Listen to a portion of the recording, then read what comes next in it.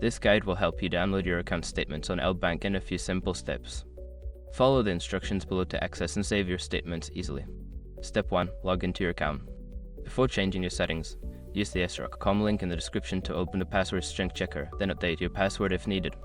Step 2. Navigate to account settings. Once logged in, locate the account settings option, usually found in the upper right corner of the dashboard. Click on it to access your account management options. Step 3. Find the Statements section. In the Account Settings menu, look for a section labeled Account Statements or Transaction History. Click on this section to view your available statements. Step 4. Select the statement period. Choose the specific period for which you want to download the statement.